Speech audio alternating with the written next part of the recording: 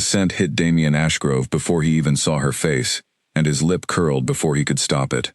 Every wolf in the great hall of Ashgrove Manor felt the silence drop like a stone. Hundreds of eyes turned toward the raised platform, where the Alpha King stood in his formal coat, his shoulders squared, his jaw locked tight. Beside him, on the polished stone floor, stood a young woman, with dark hair, pulled back, and hands folded so tightly, her knuckles had gone pale. Her name was Elena Voss, and this was supposed to be the proudest night of her life. The mating ceremony only happened once every generation. It was the night when the elders paired the strongest bloodlines to the Alpha King, hoping to strengthen the pack for years to come. Elena had trained for this moment since she was a child. She had studied the old customs, practiced the ceremonial words, and dreamed of standing exactly where she stood now. But dreams and reality rarely wear the same face. Damien took one step closer, his golden eyes narrowing as he inhaled again, slower this time, as if giving her one more chance to prove him wrong. She held her breath, praying silently that whatever he smelled would somehow change. It did not change. "Her scent is weak," he said, loud enough for the entire hall to hear. A murmur rippled through the crowd, quiet but sharp, like a blade being drawn from its sheath. Elena felt her spine stiffen. She kept her chin lifted, refusing to let her eyes drop to the floor the way tradition expected of a rejected candidate. Somewhere behind her, she heard her mother's soft intake of breath. "Unworthy of the bloodline," Damien continued, his voice carrying the calm cruelty of someone who had never once doubted his own judgment. "I cannot bind myself to something so faint. It would weaken the pack for generations." The words landed like physical blows, but Elena did not flinch. She had learned long ago that flinching only invited more cruelty. Instead, she studied him, really studied him, this man the pack called their king. His face was carved from stone, handsome in the way that made people forget he could be cruel. His posture radiated authority, and his words, sharp as claws, radiated something else entirely. Fear, disguised as arrogance. She almost pitied him. Almost. "Take her back to the eastern quarters," Damien said to the elder standing beside him, already turning away as if the matter were settled, as if she were nothing more than an inconvenience to be filed away and forgotten. Elena did not wait to be led. She turned on her own, walking with steady steps through the parting crowd, refusing to let a single tear fall until she was well beyond the reach of watching eyes. Whispers followed her like smoke, curling around her ears. "Did you see her face? I heard her family paid everything to prepare her for tonight. Poor girl, rejected in front of the whole pack." She kept walking. By the time she reached the narrow hallway outside the hall, her hands were trembling, though her face remained a mask of composure. She pressed her palm against the cool stone wall and closed her eyes, forcing air into her lungs, counting the seconds the way her grandmother had taught her when she was small and prone to panic. 1, 2, 3. The humiliation would pass. The whispers would eventually fade into new gossip. But something inside her had shifted in that hall, something that would not simply return to what it had been before. She had spent her whole life trying to be enough for her family, who had sacrificed to give her a place among the pack's higher circles. Enough for the elders, who measured every wolf by bloodline and scent and strength. Enough, most of all, for herself, though she had never quite managed to convince her own heart of that. Tonight, in front of everyone, the Alpha King had decided her scent, the very core of what made her a wolf, was not enough. And for the briefest moment, standing alone in that hallway, Elena Voss let herself believe him. Then something hardened inside her chest, something that felt less like sadness and more like resolve. She would not spend her life waiting for a man who had already decided she was worthless. She would not spend another year proving herself to elders who measured a person's value by the strength of a scent alone. If the pack wanted to see her as weak, she would show them exactly how far weak could go. She lifted her chin and walked toward her family's quarters instead of the eastern rooms she had been ordered to. Her mother was waiting at the door, her face pale with worry. "Elena, I heard what happened. I am so sorry." "Don't be," Elena said, surprising herself with how steady her voice sounded. "I'm not staying in the eastern quarters tonight." Her mother's brow furrowed. "Where will you go?" Elena thought of the border, the long stretch of forest at the edge of pack territory. where the wildest, most dangerous patrols were assigned. Nobody with connections wanted that post. Nobody with ambition asked for it. It was where the pack sent wolves nobody else believed in. Which made it exactly where she needed to be. "I'm going to request a transfer," Elena said, "to the border patrol." Her mother's eyes widened. "That is the most dangerous post in the entire territory. Rogue wolves cross there every season." "Wolves have been lost out there, Elena." "I know. You could be killed. I could also finally prove what I'm capable of," Elena said quietly. "Nobody watches the border closely enough to care whose scent is strong or weak. Out there, all that matters is whether you can hold the line." Her mother studied her for a long moment, searching her daughter's face for any trace of doubt. She found none. "You've made up your mind already," she said softly. "I have." Her mother reached out and touched her cheek, the way she had done since Elena was a small girl learning to walk on 4 legs before she ever learned to walk on 2. "Then go with steady feet, my daughter. And remember, the king's words tonight say more about him than they will ever say about you." Elena nodded, though the sting of the hall had not fully faded. She hugged her mother once, tightly, and turned toward the long corridor that led out of the manor. By morning, she had submitted her formal request. By evening, it had been approved, though not without confusion from the pack elders, who could not understand why a young woman, freshly humiliated in the mating ceremony, would choose the harshest post in the entire territory, rather than quietly disappear from public life, the way tradition expected. They did not understand, because they had never needed to understand. Elena packed only what she needed: a worn traveling coat, a blade for close combat, and the quiet determination that had settled into her bones the moment Damien Ashgrove called her scent unworthy, in front of everyone she had ever known. As she walked out of the manor gates the next morning, the early sun catching the frost on the grass, she did not look back at the towering stone building behind her. She did not think of the whispers still circling through the halls, or the elder who had looked at her with something close to pity, or the king who had not spared her a second glance since declaring her worthless. She thought only of the road ahead, winding toward the border, toward danger, toward a version of herself nobody in that hall had ever bothered to imagine. Somewhere far behind her, in the highest tower of Ashgrove Manor, Damien stood at his window, watching the small figure of a young woman disappear down the long road leading away from the pack's heart. He told himself it did not matter. He told himself rejection was simple, clean, necessary for the strength of the bloodline. But something in his chest, small and stubborn, refused to settle. He shook the feeling off and turned back to the pile of reports waiting on his desk. Reports of increasing rogue activity along the eastern border. Reports that would soon carry a name he had dismissed far too quickly. For now, though, he simply closed the curtain and told himself he had made the right decision. He would not realize how wrong he was until it was far too late to take the words back. The morning air along the eastern road was sharp and cold, and Elena welcomed it. It cleared her mind in a way nothing else could. Each step away from the manor felt like shedding a layer of expectation she had carried since childhood. Expectations that had never truly fit her the way everyone assumed they should. She passed through small villages along the border road, nodding politely to farmers and traders who paid her little mind. Nobody here knew her name or her humiliation. Nobody whispered about weak sense or unworthy bloodlines. For the first time in longer than she could remember, she felt the simple freedom of being unknown. By the time she reached the border outpost, a modest cluster of wooden buildings pressed against the edge of a dense, ancient forest, the sun had begun its slow descent toward the horizon. A tall, weathered wolf named Marcus Ferry greeted her at the gate, his eyes flicking briefly over her travel-worn coat. "You're the transfer from the manor," he said, more statement than question. "I am. Word travels fast out here, even from that far." He studied her for a moment longer, not unkindly. "You know most wolves who ask for this post are running from something." "I'm not running," Elena said evenly. "I'm choosing something." Marcus considered this, then gave a small nod of approval. "Good. Because out here, running gets you killed. Choosing, at least, gives you a fighting chance."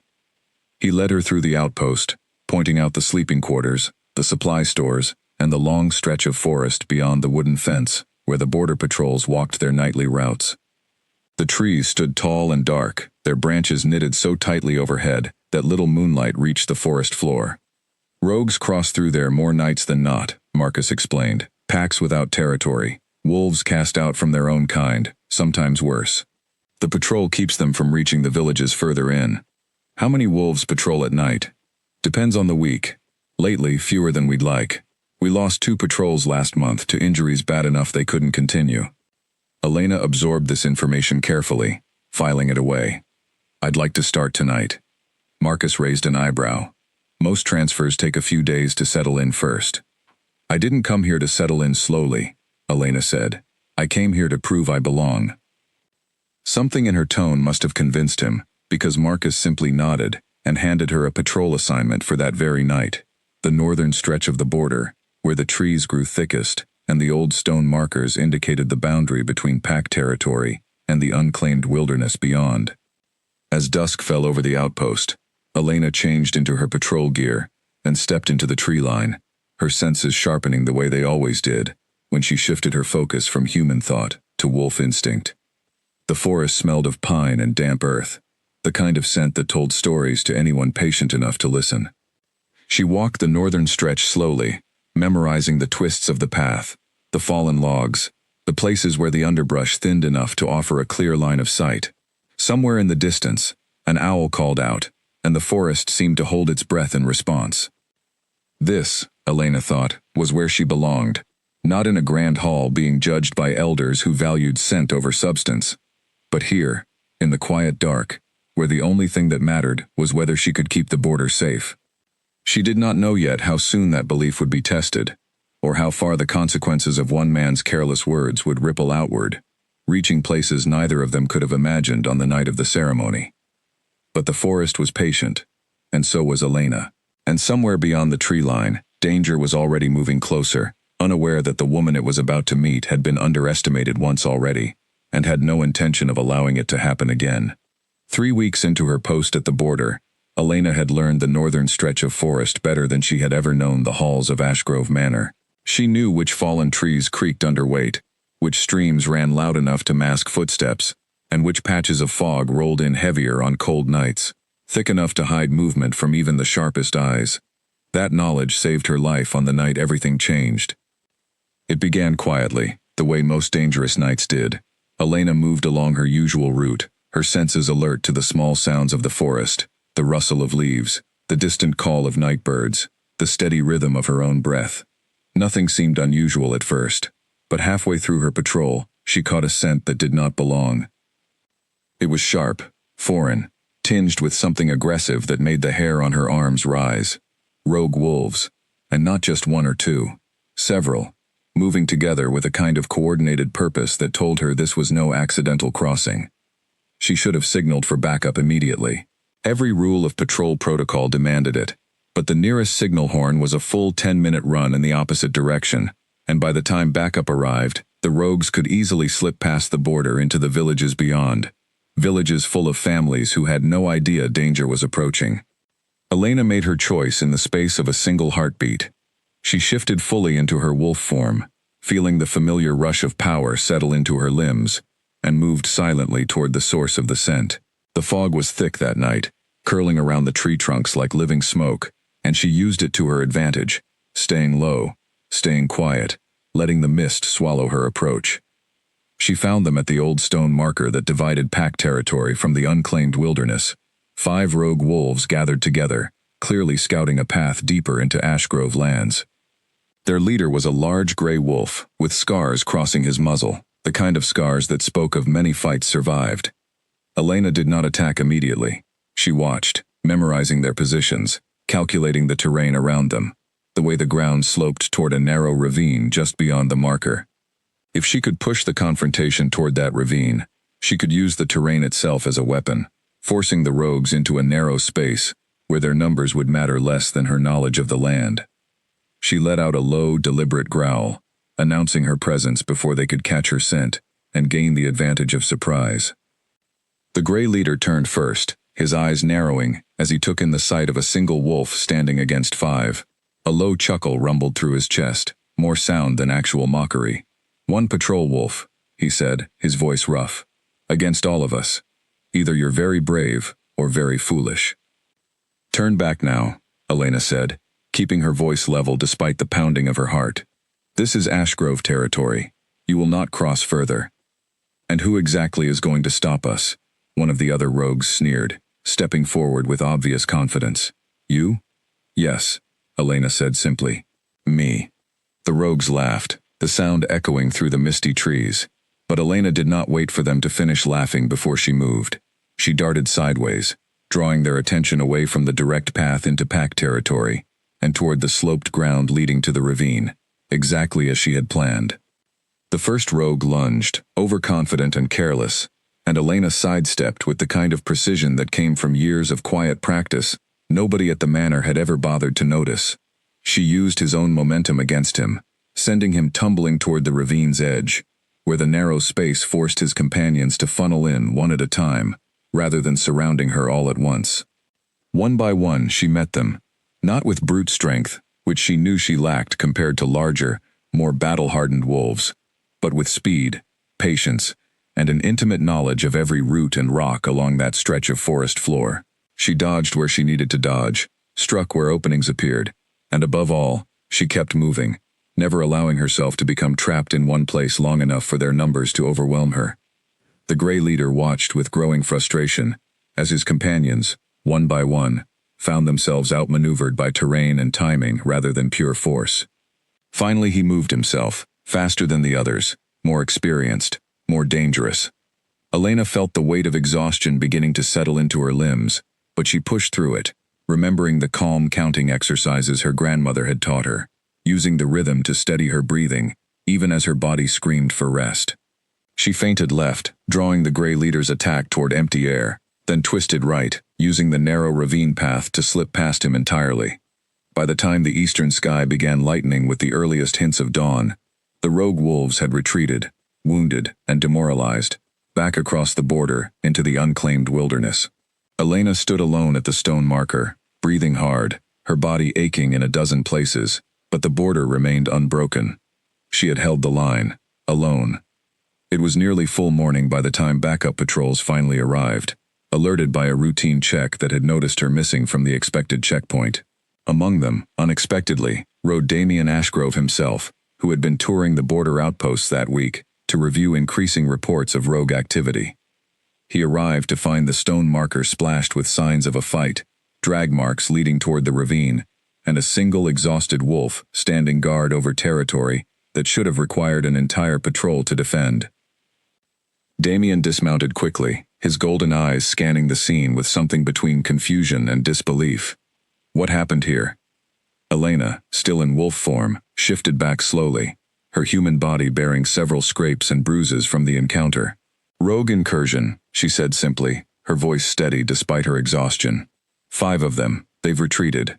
Damien stared at her for a long moment, recognition slowly dawning across his features. This was the woman from the ceremony, the one whose scent he had declared weak and unworthy in front of the entire pack. You held them off, he said slowly, as if testing the words for accuracy. Alone. Yes. 5 rogue wolves. Yes. He looked toward the ravine, then back toward her, something shifting behind his golden eyes, that he did not fully understand himself yet. That should not have been possible. Elena met his gaze without flinching, the same way she had refused to flinch on the night of the ceremony. Perhaps, she said quietly, you were wrong about what my scent could tell you.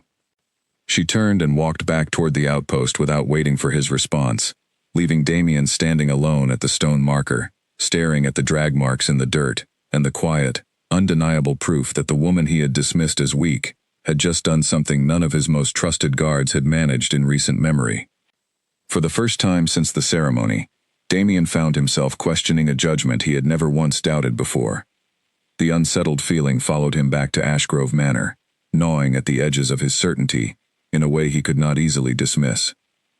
Back at the manor, Damien could not stop thinking about the stone marker, the drag marks in the dirt, and the calm certainty in Elena's voice when she told him he had been wrong.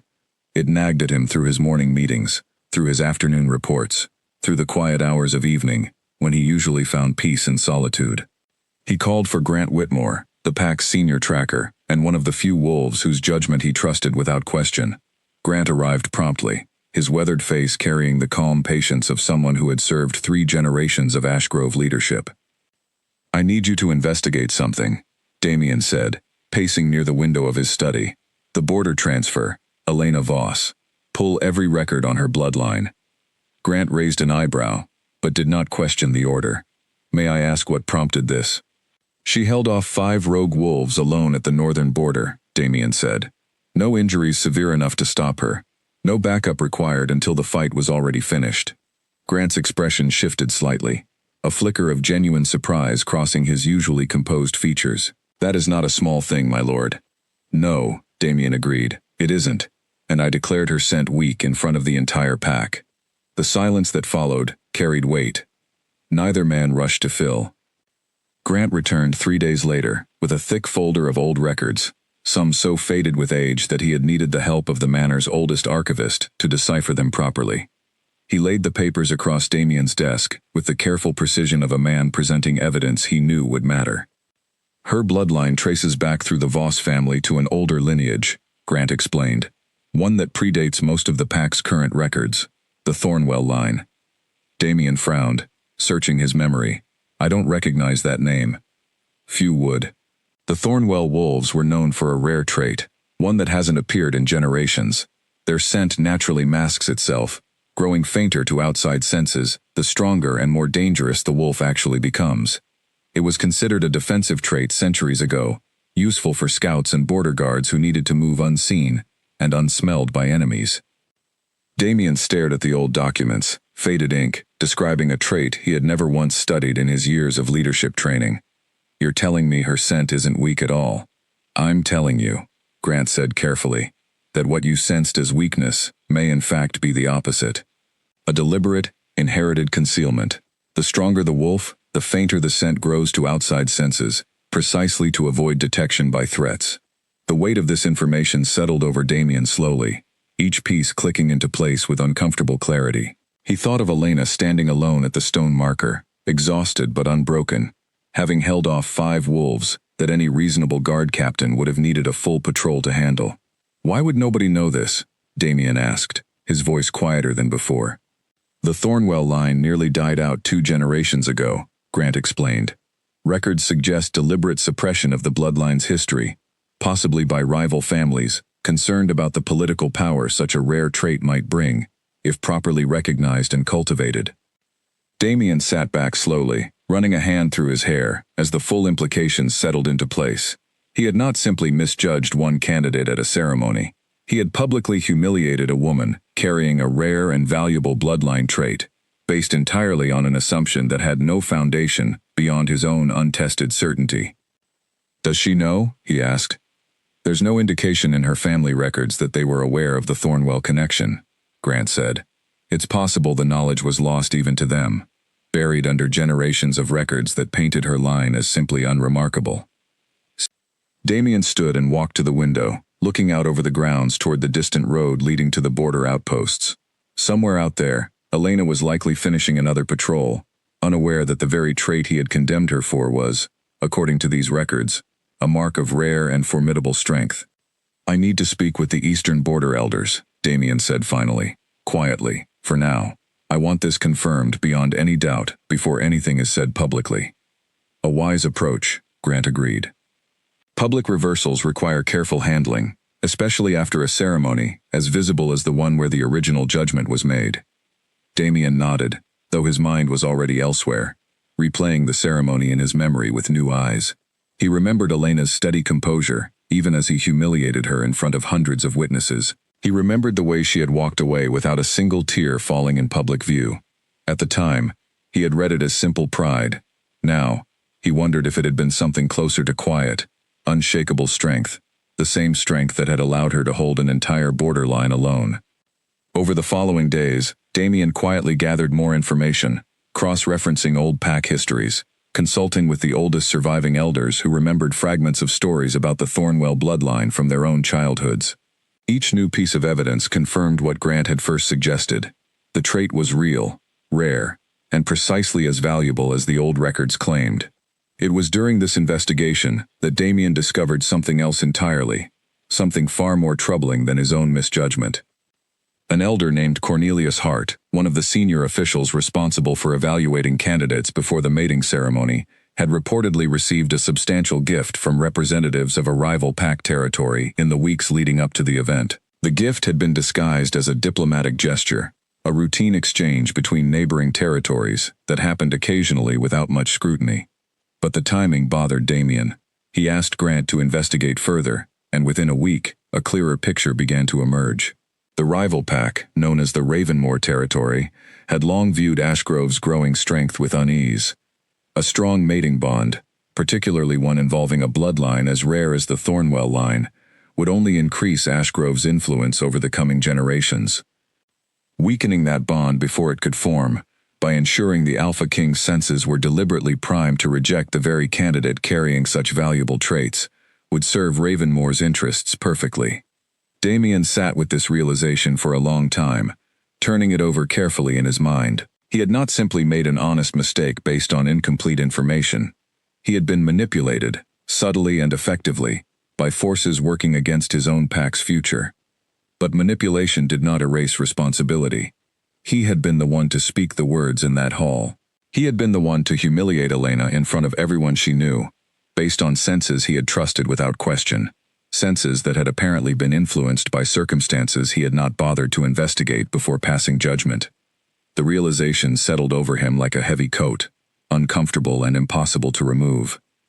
He needed to see her again, not through reports or investigations conducted at a comfortable distance, but in person, to understand exactly what his careless words had cost her, and to begin, however imperfectly, the long process of making things right.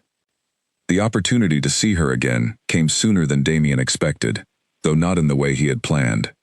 A crisis erupted along the eastern border, less than 2 weeks after his conversation with Grant. Scouts reported unusual movement patterns among rogue packs across a wide stretch of territory, coordinated in a way that suggested more organization than the usual scattered incursions. Several outposts had already reported skirmishes, and one smaller village near the border had been forced to evacuate temporarily, after a night of unusually aggressive rogue activity. The Pack Council convened an emergency session, and it quickly became clear that Ashgrove's current border strategy was inadequate for the scale of the growing threat. What they needed was someone who understood the terrain intimately, who could read the patterns of rogue movement, and design a defense that accounted for the specific geography of the eastern forests. "There's one obvious candidate," Grant said carefully during the council meeting, watching Damien's reaction closely. "Elena Voss has spent the past month studying every inch of that terrain.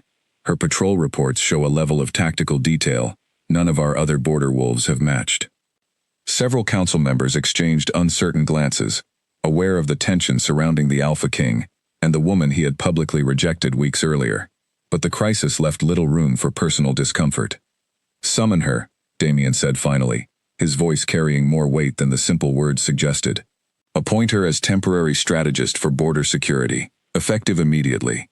The council murmured in surprised agreement, and within hours, a formal request had been sent to the border outpost, requesting Elena's presence at the manor for strategic planning sessions. Elena arrived 2 days later, her expression carefully neutral as she was led into the same great hall where she had once stood humiliated in front of the entire pack. This time, however, the hall was mostly empty, occupied only by council members, senior guards, and Damien himself, gathered around a large table covered with maps of the Eastern Territory. "Miss Voss," Damien said, his voice more formal than he intended, "thank you for coming on such short notice." "I wasn't given much choice," Elena replied evenly, though there was no hostility in her tone, only the same steady composure he remembered from the border stone marker. "No," he admitted. "You weren't. The situation requires expertise, and you have proven yourself uniquely qualified." Elena's eyes flickered with something unreadable, before settling back into careful neutrality. "What exactly do you need from me?" Grant stepped forward, spreading a detailed map across the table. "The rogue movements have been increasing in frequency and coordination. We need to understand the terrain patterns well enough to anticipate where the next incursions might occur, and design patrol routes that can respond effectively without overextending our available wolves." Elena studied the map carefully, her fingers tracing along the marked pathways and elevation lines. After a long moment, she pointed to a section of forest near the northern ravine, the very location where she had held off the rogue attack weeks earlier. "They're using the fog patterns," she said. "The northern stretch develops heavy fog on cold nights, thick enough to mask movement even for wolves with sharp senses. If the rogues are increasing activity, they're likely timing their crossings to coincide with those conditions." Damien leaned closer, studying the map with new interest.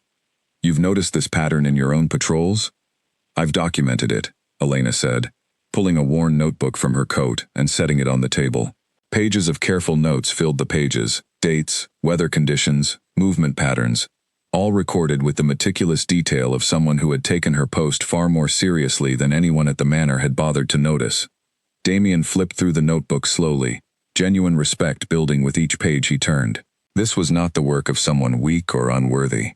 This was the careful, patient documentation of a strategic mind that had gone entirely unrecognized until circumstances forced the pack to finally pay attention. "This is exactly what we need," Grant said, breaking the silence. "A detailed strategy, based on real patterns, not guesswork." The planning session stretched late into the evening, with Elena outlining a revised patrol strategy that accounted for weather patterns, terrain advantages, and the specific behaviors she had observed in rogue movements over her weeks at the border. Council members who had initially seemed skeptical found themselves nodding along, impressed by the clarity and precision of her reasoning. Throughout the session, Damien found himself watching her more closely than the strategic discussion strictly required. He noticed the way she spoke without hesitation when she was certain of her facts, the way she paused thoughtfully when asked to consider alternatives, the quiet confidence that had nothing to do with arrogance and everything to do with genuine competence, earned through careful, patient work. It was a stark contrast to the version of her he had dismissed weeks earlier, though he was beginning to understand that version had never truly existed. It had only been his own failure to look closely enough. The arrangement, initially intended as a temporary crisis response, extended into the following weeks as the border situation remained unstable.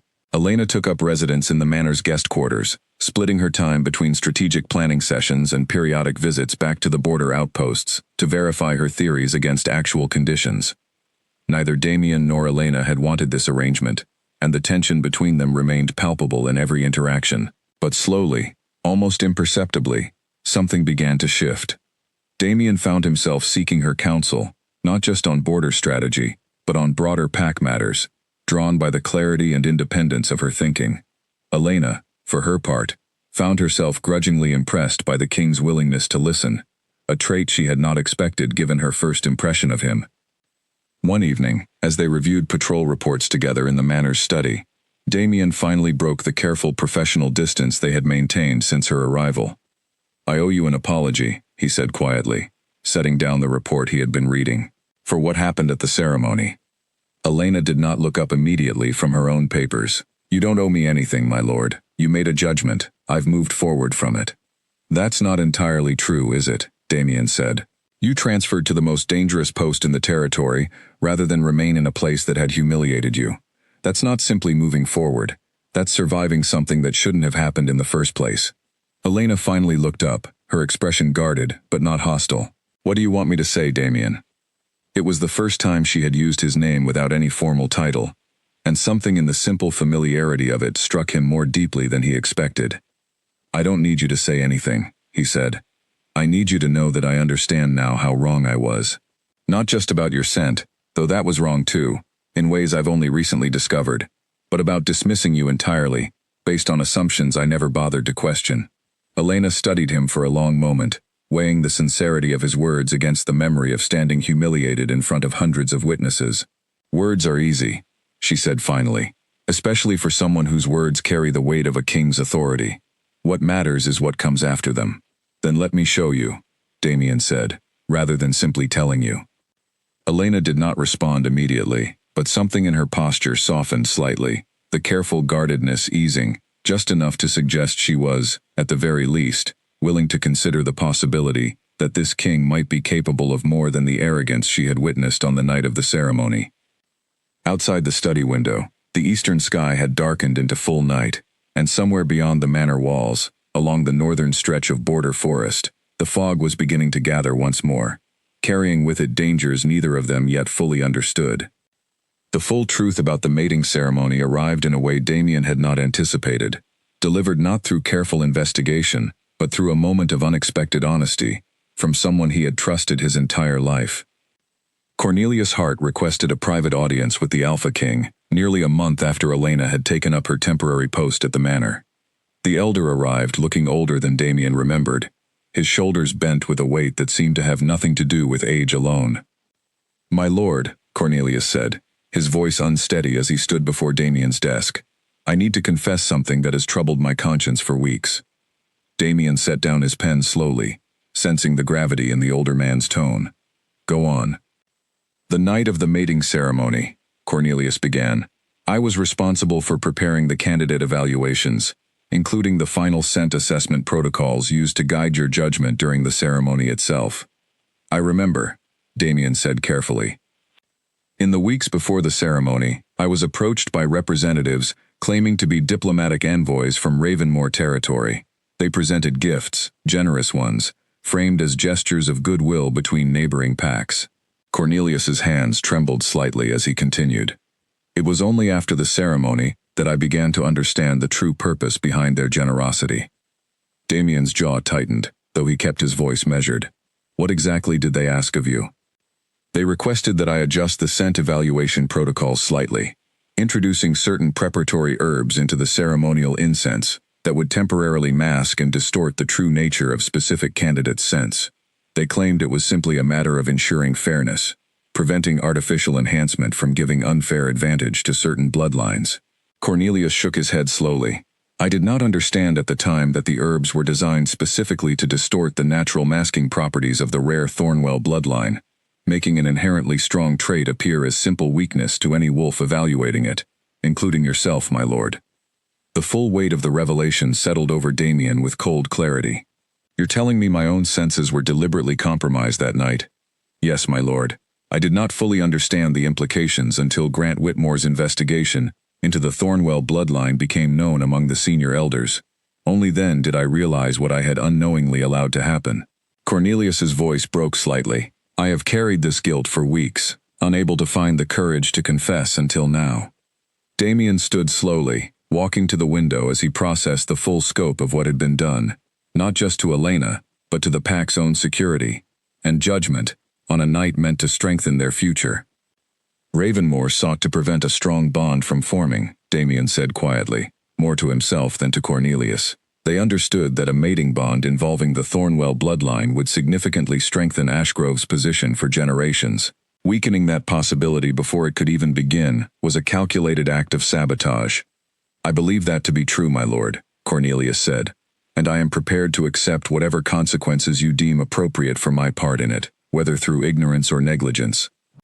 Damien was quiet for a long moment, weighing the elder's genuine remorse against the significant harm his actions, however unwittingly committed, had caused. "Your punishment will be decided by the full council," he said finally, "but know that your confession, difficult as it clearly was, will be considered in that judgment." Cornelius bowed and left the study, leaving Damien alone with the full weight of the truth. He sat for a long time, staring at nothing in particular, replaying every moment of that humiliating ceremony with new understanding. He had not simply misjudged Elena based on an honest, if careless, assessment. He had been an unwitting instrument in a deliberate act of political sabotage, one that had cost Elena her standing, her dignity, and weeks of unnecessary suffering, all to serve the interests of a rival pack seeking to weaken Ashgrove's future. The guilt of this realization sat heavier than anything he had felt before. It was one thing to have made an honest error in judgment. It was another entirely to understand that his words, spoken with such careless confidence in front of the entire pack, had been the direct result of manipulation he should have recognized and guarded against. He needed to tell Elena the full truth, not simply the partial explanation about the Thornwell bloodline he had already shared, but the complete picture of how deliberately and thoroughly she had been wronged. He found her later that evening in the manor's small library, poring over old territorial maps by candlelight, her notebook open beside her filled with fresh observations from her latest border assessment. She looked up as he entered, her expression carrying the same careful neutrality she had maintained since arriving at the manor. "I need to tell you something," Damien said, taking a seat across the table from her. "About the ceremony." Elena set down her pen, giving him her full attention. "I'm listening." He explained everything: the tampered incense, Cornelius's confession, the deliberate sabotage orchestrated by Ravenmore territory to prevent a strong bond from forming between them. Elena listened in silence, her expression shifting from careful neutrality to something more complex as the full scope of the deception became clear. "So it wasn't simply your own judgment," she said quietly when he finished. "It was manipulation, designed specifically to make my strength appear as weakness." "Yes," Damien confirmed, "though that does not excuse the fact that I trusted my senses without question, and spoke those words in front of the entire pack, without a moment's hesitation to consider I might be wrong." Elena was quiet for a long moment, processing the weight of everything he had shared.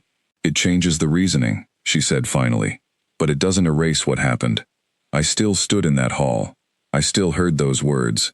I still walked away humiliated, in front of everyone I had ever known, regardless of whether the true cause was your own judgment or someone else's manipulation of it." "I know," Damien said quietly, "and I don't expect this explanation to undo any of that. I only wanted you to know the full truth, rather than continuing to let you believe it was simply an honest mistake on my part alone." Elena studied him for a long moment, something shifting behind her careful expression. "Thank you for telling me," she said finally. "It matters more than you might realize, to understand the truth clearly, even when the truth is difficult." They sat together in comfortable silence for a while after that, the candlelight flickering gently across the old maps between them. Something had shifted in the room, not fully resolved, but no longer entirely guarded either. Outside the library windows, the night stretched on, unaware of the growing danger that Ravenmore territory, having failed once to prevent Ashgrove's strength from growing, was already preparing to address more directly. In the days following Cornelius's confession, Damien found himself carrying a quiet, persistent guilt that no amount of council meetings or strategic planning could fully dispel. He had spent his life believing his judgment to be sound, his instincts sharp enough to guide the pack safely through any challenge, learning that his own senses had been manipulated so easily, and that the consequences had fallen entirely on someone who had done nothing to deserve them, shook a foundation he had never before questioned. He began seeking out small ways to make amends, though he was careful never to frame them as grand gestures meant to win back favor. He ensured Elena's strategic recommendations were properly credited in council reports, rather than absorbed anonymously into the broader planning documents. He personally reviewed the working conditions at the border outposts, addressing supply shortages that had gone unnoticed for months. He made a point of publicly acknowledging her contributions during council sessions, careful to give credit where credit was due, rather than allowing her work to disappear into the background, the way so many overlooked wolves before her had experienced. Elena noticed these small efforts, though she remained cautious about what they might mean. She had learned, through years of being underestimated, that kindness offered after harm was not always kindness that lasted. She watched Damien carefully during their continued strategic planning sessions, looking for any sign that his newfound respect was simply convenient rather than genuine. What she found, gradually, was consistency. He asked for her opinion, and actually listened to the answer, even when it contradicted his own initial instincts. He deferred to her expertise on border matters without the wounded pride she might have expected from someone accustomed to unquestioned authority. He apologized again, more than once, not with grand speeches, but with simple, direct acknowledgement, whenever he recognized he had been dismissive or careless in the past. Still, Elena kept a careful distance. She was not interested in being wanted only when convenient, only when a crisis demanded her particular expertise, only when the political winds had shifted to make her value suddenly visible to those who had previously overlooked her. "You've been quiet today," Damien observed one afternoon, as they walked together along the manor's eastern gardens, discussing the latest border reports. "I've been thinking," Elena admitted. About what happens when this crisis ends," she said. "The rogue activity will eventually stabilize. The immediate need for my strategic input will fade. And I wonder what becomes of all this then." Damien was quiet for a moment, considering his answer carefully. "I would like you to remain, in whatever capacity makes sense to you, not simply as a temporary solution to an immediate crisis, but as someone whose judgment I've come to genuinely value, even without the crisis forcing your hand?" "Especially without the crisis forcing my hand," Damien said. I don't want your value to the pack, or to me, to be contingent on circumstances beyond your control. You proved your worth long before I was forced to recognize it. That recognition shouldn't have needed a crisis to happen at all. Elena studied him carefully, searching his face for any hint of the careless arrogance she remembered from the ceremony. She found instead something more thoughtful, more measured, a man who seemed genuinely troubled by the harm his earlier certainty had caused. I appreciate you saying that, she said finally. But actions will always matter more to me than words, Damien. I've learned that lesson too many times to forget it easily. Then I'll continue showing you, he said simply, for as long as it takes. Their conversation was interrupted by the arrival of a border scout, breathless from a hard ride, carrying urgent news that shattered the fragile calm of the afternoon. My lord, the scout said, bowing quickly before Damien. Ravenmore forces have been spotted massing near the northern ravine. Not rogue wolves this time, my lord. Organized soldiers, wearing Ravenmore markings openly. Damien's expression hardened instantly. How many? Scouts estimate at least 30, possibly more, moving with clear military coordination, rather than the scattered patterns we've seen from rogue incursions. Elena's mind raced immediately to tactical considerations. They're targeting the northern stretch specifically, she said. The same location where I first held off the rogue incursion, and where my patrol reports identified the fog patterns most useful for concealed movement. You think this is connected to what Cornelius confessed? Damien asked. I think, Elena said carefully, that Ravenmore's attempt to prevent our bond through manipulation has failed, and now they're moving toward a more direct solution. The implication hung heavy in the air between them. If Ravenmore understood that their sabotage attempt had been discovered, and that the bond they had sought to prevent was instead strengthening despite their efforts, a direct military action to eliminate the source of that strength, namely Elena herself, would be a logical, if brutal, next step. We need to move quickly, Damien said, already turning toward the manor, to begin mobilizing a response. Grant, assemble the senior guard. I want every available wolf, ready to move toward the northern border within the hour. Elena fell into step beside him without hesitation. I'm coming with you. Damien paused, turning to face her directly. This isn't a strategic planning session, Elena. This is a direct confrontation with an organized military force. I know exactly what it is, she said, meeting his gaze steadily. And I know that terrain better than anyone else in this manor.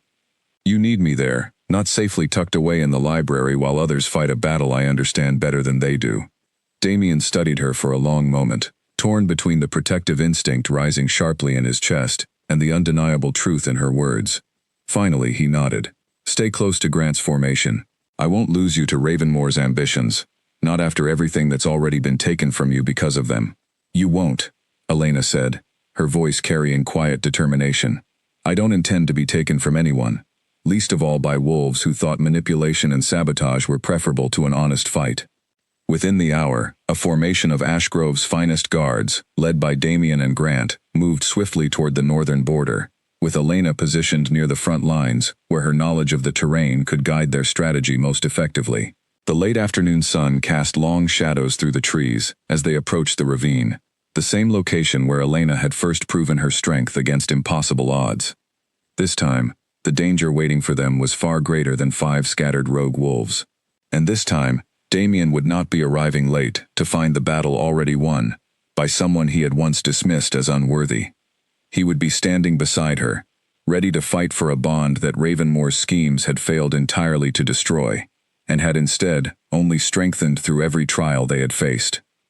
The northern ravine looked different in the fading light of late afternoon than it had during Elena's midnight patrols, but she recognized every ridge and hollow instantly, her mind already mapping the terrain advantages before Damien had finished issuing formation orders to the assembled guards.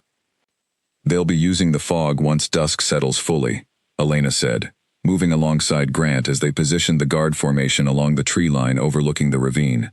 We should take the higher ground now, before conditions shift in their favor. Grant nodded, relaying the adjustment to the surrounding guards, while Damien moved through the formation, checking positions, and offering quiet words of confidence to wolves, who understood they were about to face a far more organized threat than the usual rogue incursions. By the time full dusk settled over the forest, the Ravenmore formation had come into view along the opposite ridge, exactly as the scouts had reported. 30 wolves, moving with disciplined coordination, their gray and silver markings catching the last hints of evening light. At their front stood a broad-shouldered wolf named Aldrich Vance, a name Grant recognized immediately as a senior commander within Ravenmoor's military structure. This was no scouting party or opportunistic rogue gathering. This was a deliberate, sanctioned incursion, meant to send an unmistakable message. Ashgrove territory ends at that ravine, Damien called out, his voice carrying clearly across the distance between the two formations. You are trespassing on protected land. Aldrich's laugh echoed coldly through the trees. Protected by what exactly? A king who nearly threw away his strongest asset over a simple misunderstanding of scent? His eyes flicked toward Elena, standing near the front of the Ashgrove formation. It seems our efforts to prevent that particular asset from strengthening your position have failed rather spectacularly. Your sabotage has been discovered, Damien said evenly. Cornelius Hart has already confessed the full extent of your interference in our ceremony. Confessions change little at this point, Aldrich replied, his tone carrying calm confidence despite the accusation. We simply intend to correct our earlier miscalculation through more direct means. The threat was unmistakable, and Elena felt her pulse quicken as the full weight of Aldrich's intentions became clear. Ravenmoor had failed to prevent the bond through manipulation. Now they intended to eliminate her entirely, removing the source of Ashgrove's strengthening position through force rather than deception. You'll find that considerably more difficult than manipulating incense in a ceremonial hall, Elena called out, her voice steady despite the tension coiling through her body. Aldrich's expression shifted, a flicker of genuine surprise at her direct challenge. The rejected candidate speaks for herself now. How touching. She speaks for herself, Damien said firmly, stepping slightly forward, because she has earned every right to do so. A fact your pack seems determined to ignore, at considerable cost to yourselves. The tension stretched taut between the two formations, the fading light casting long shadows across the ravine floor below. Then, without further warning, Aldrich gave a sharp signal, and the Ravenmoor formation surged forward across the ravine, closing the distance with disciplined speed. The Ashgrove guards met the charge with equal discipline, the two formations clashing along the ravine's edge in a chaotic blur of movement and strategy. Elena found herself fighting alongside Damien for the first time, their movements instinctively complementing each other despite having never trained together before this moment. She used her knowledge of the terrain to guide their positioning, directing Damien and the surrounding guards toward advantageous ground, while avoiding the exposed, open patches where Ravenmoor's numerical advantage would matter most. Damien, in turn, protected the flanks she could not watch alone, his strength and experience covering gaps in her more tactical, terrain-focused approach. Aldrich himself moved toward Elena directly, clearly recognizing her as the primary target of Ravenmoor's mission. Damien intercepted before the commander could close the distance, the two engaging in a fierce exchange that tested every ounce of skill and experience Damien had accumulated throughout his years as Alpha King. You should have stayed away from Ashgrove business, Damien growled, deflecting a sharp strike aimed toward his shoulder. Your king's arrogance made this far too easy, Aldrich replied, pressing his attack with practiced precision. We simply needed to nudge his judgment slightly. The rest, he accomplished entirely on his own. The words stung, though Damien refused to let the sting distract him from the fight at hand. He pressed forward with renewed determination, driven not by pride, but by the clear understanding of exactly what these forces intended for Elena, and exactly what he was determined to prevent. Elsewhere along the ravine, Elena fought with a fierce, focused intensity that surprised even the Ravenmoor soldiers who had underestimated her, based on the same false assumptions Damien himself had once held. She moved with the same speed and terrain awareness that had allowed her to hold off 5 rogue wolves alone weeks earlier, using every advantage the northern forest offered to overcome soldiers who significantly outweighed and outnumbered the Ashgrove formation. The battle raged for what felt like hours, though in truth it lasted perhaps 20 minutes before the tide began shifting decisively toward Ashgrove's favor. Grant's disciplined formation, combined with Elena's precise terrain guidance and Damien's fierce determination, gradually pushed the Ravenmoor forces back toward the ravine's edge. Aldrich, recognizing the shifting momentum, called for a tactical retreat, his forces withdrawing back across the border with considerably fewer numbers than they had arrived with. But before the retreat fully completed, Aldrich made one final, desperate lunge toward Elena, determined not to leave entirely empty-handed from a mission that had otherwise failed. Damien saw the movement a fraction of a second before it happened, throwing himself between Aldrich's strike and Elena's exposed position. The blow that had been intended for her instead caught Damien across the shoulder, a deep, painful wound that sent him staggering backward against the rocky ravine wall. "Damien." Elena's voice carried genuine alarm as she moved quickly to his side, positioning herself protectively as Aldrich retreated fully across the border with his remaining forces. "I'm fine," Damien said, though his labored breathing suggested otherwise, as blood seeped steadily through his torn coat. "You're not fine," Elena said firmly, examining the wound with quick, practiced assessment. "This needs proper treatment immediately." As Grant organized the remaining guards to secure the border and confirm Ravenmoor's full retreat, Elena helped Damien toward a safer position, away from the immediate battlefield, her hands steady, despite the adrenaline still coursing through her system. "You didn't need to do that," she said quietly, pressing a cloth against his wound to slow the bleeding. "I could have handled that attack myself." "I know," Damien said, his voice strained but certain. "I chose to anyway." Elena looked up, meeting his eyes in the fading evening light. Something passed between them in that moment, unspoken but undeniable, a recognition that transcended the careful professional distance they had maintained since her arrival at the manor. "Why?" she asked softly. Damien was quiet for a moment, gathering his thoughts despite the pain radiating from his shoulder. "Because somewhere between that ceremony and this ravine," he said finally, "I stopped seeing you as a mistake I needed to correct, and started seeing you as someone I could not bear to lose." The words hung in the air between them, carrying a weight neither had spoken aloud until this moment. Elena's hands stilled against his wound, her breath catching slightly as the full meaning settled over her.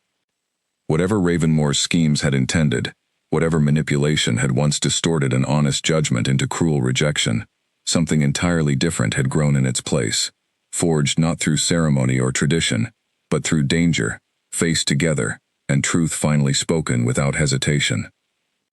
The northern ravine, once the site of her greatest humiliation's distant echo, had become instead the place where an undeniable bond had finally revealed itself, unmasked and unmistakable, exactly as it had always been meant to be.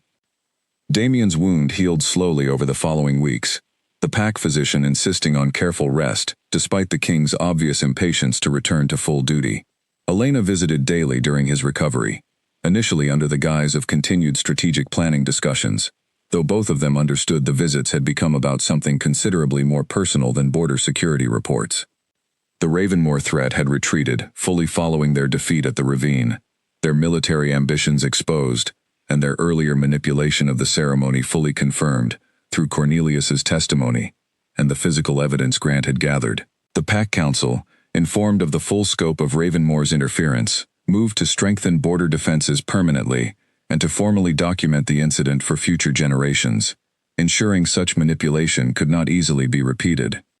But among the council members and senior elders, a different conversation had begun circulating, one concerning the Alpha King's public declaration during the original mating ceremony, and what should be done now that its foundation had been so thoroughly exposed as false.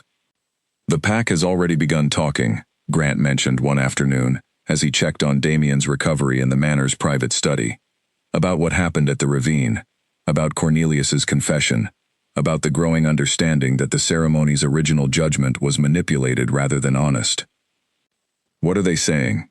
Damien asked, though he suspected he already knew the answer. "That the king owes a public correction," Grant said carefully. "Not simply a private apology, but a formal acknowledgement before the pack, given that the original rejection was delivered with the same public weight." Damien considered this for a long moment, understanding the fairness in the request, even as the prospect made him uneasy. He had wronged Elena publicly, in front of hundreds of witnesses, and private amends, however genuine, could not fully address the public dimension of that harm. "You're right," he said finally. "It needs to be done properly, and soon." He found Elena later that evening in the manor's gardens, where she had taken to walking during the quiet hours, after her strategic sessions concluded for the day. She looked up as he approached, her expression softening in the way it had begun to, gradually, over the weeks since the ravine confrontation. "You're moving well," she observed, noting his steadier gait despite the healing wound. "Well enough," Damien said, settling onto the garden bench beside her. "I need to speak with you about something important." Elena's expression grew slightly more guarded, old habits of caution still lingering, despite everything that had changed between them. "What is it?" "I intend to address the pack publicly," he said. "To correct what happened at the ceremony, fully and formally, before everyone who witnessed the original rejection." Elena was quiet for a moment, processing this. "That's a significant step, Damien. Public reversals carry their own risks and complications." "I understand that," he said. "But I owe you a correction, delivered with the same weight as the original wrong.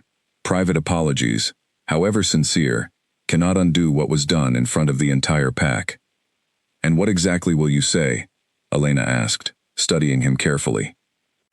Damien took a steadying breath, gathering the words he had been considering for days. "The truth. That my original judgment was based on manipulated senses, deliberately distorted by Ravenmore's interference. That your bloodline carries a rare and valuable trait I failed to recognize, and instead, condemned out of careless certainty. And that I was wrong not simply about your scent, but about you entirely." Elena's eyes searched his face, looking for any hesitation, any sign that this correction was simply political necessity, rather than genuine conviction. She found instead the same steady sincerity that had grown between them since the night at the ravine. "There's something else," Damien continued, his voice softening. "I don't intend to simply correct the original rejection. I intend to formally claim you as my mate, if you're willing. Not out of obligation or political convenience, but because these past weeks have shown me exactly what I nearly lost through my own careless arrogance." The garden fell silent around them, the evening breeze rustling gently through the surrounding trees. Elena studied him for a long moment, weighing years of learned caution against the undeniable truth of everything they had faced together since that humiliating night in the Great Hall. "I need you to understand something," she said finally. "I won't accept a bond built on guilt, or obligation, or the political convenience of correcting a mistake for the sake of appearances. That's not what this is," Damien said firmly. "I'm not offering this because I feel guilty, though I do feel that, deeply. I'm offering it because somewhere between that ravine and this garden, you became someone I genuinely cannot imagine my life without. Not the strategist, not the border patrol who saved us from Ravenmore's ambitions. You, Elena, exactly as you are." Elena's composure, so carefully maintained through weeks of professional distance, finally softened completely. "Then yes," she said quietly, "I'm willing." The formal ceremony took place 3 days later, in the same great hall where Elena had once stood humiliated before the entire pack. This time, however, the atmosphere carried none of the cold judgment of that earlier night. Word of Cornelius's confession and Ravenmore's manipulation had spread throughout the pack, and the assembled wolves watched with genuine anticipation rather than the careful, cruel curiosity of the original ceremony.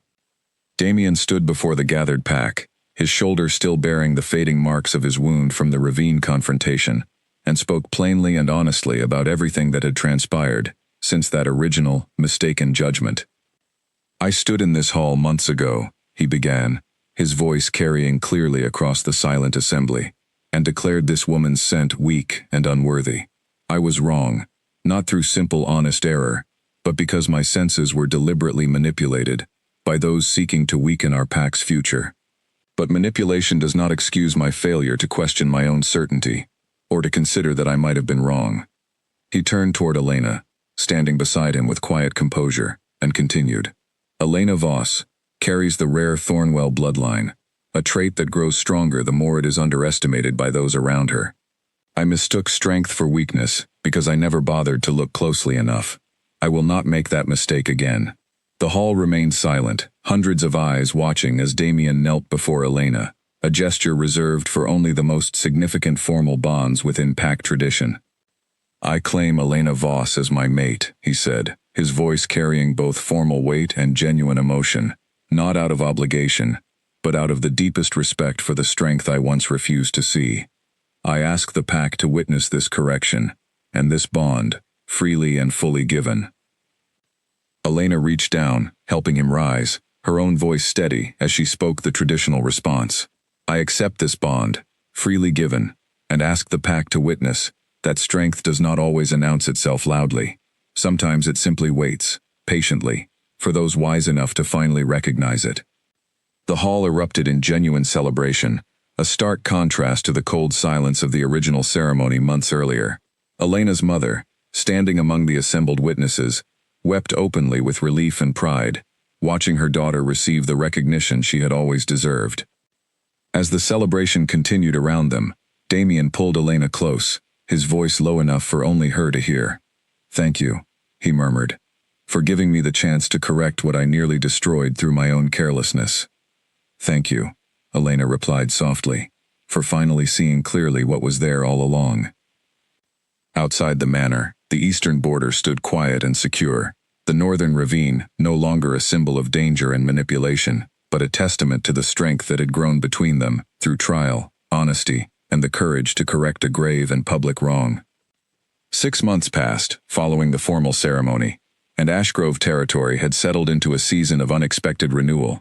The border defenses Elena had designed remained firmly in place, and rogue incursions along the northern stretch had dropped to nearly nothing, deterred by patrol strategies far more sophisticated than anything the pack had used before her involvement. Elena Ashgrove, as she was now formally known throughout the territory, had taken on responsibilities far beyond her original border patrol duties. As Alpha Queen, she oversaw not only the eastern defense strategies, but had also begun training a new generation of border guards, teaching them the careful, patient observation skills that had once allowed her to hold an entire line alone against impossible odds. The pack, once quick to whisper cruel judgments about weak scents and unworthy bloodlines, had come to speak of the Thornwell trait with something closer to reverence. Young wolves who once might have hidden any resemblance to a fainter scent now spoke of it with quiet pride, understanding through Elena's example that concealment could be strength rather than shame. Cornelius Hart, having accepted the council's judgment for his role in the ceremony's manipulation, had been reassigned to a minor administrative post, stripped of his previous authority, but permitted to remain within the pack given the genuine remorse of his eventual confession. He rarely crossed paths with Elena, though on the occasions he did, he offered nothing but careful, humbled respect. Ravenmoor territory, following their failed military incursion and the public exposure of their earlier manipulation, had entered a period of uneasy diplomatic tension with Ashgrove, though no further direct confrontations had occurred. Damien remained watchful, understanding that a defeated ambition did not always mean an abandoned one, but for now, the border remained peaceful. On a quiet evening in early spring, Damien found Elena in the same garden where he had first proposed their formal bond, sitting beneath the same trees, though now heavy with new blossoms rather than the bare branches of winter. "You've been out here for hours," he observed, settling beside her on the familiar bench. "I was thinking about that first ceremony," Elena admitted, her gaze distant with memory. "How different everything looked from where I stood then, compared to now." Damien reached for her hand, lacing his fingers through hers with the easy familiarity that had grown between them over the months since their bond had been formalized. "I think about it too," he said quietly, "more often than I probably should. Any regrets?" Elena asked, though her tone carried gentle teasing rather than genuine concern. "Only that it took me so long to see what was standing in front of me the entire time," Damien said. "Your strength was never faint, Elena. I simply wasn't looking closely enough to notice it." Elena leaned against his shoulder, the same shoulder that still carried a faint scar from the battle at the northern ravine, a permanent reminder of everything they had faced together to reach this moment. "You're looking now," she said softly. "That's what matters." Word had recently arrived that the pack elders intended to formally document the Thornwell bloodline's history within the official pack records, ensuring the rare trait would never again be dismissed through ignorance, or, worse, deliberately obscured through manipulation, the way Ravenmoor had once attempted.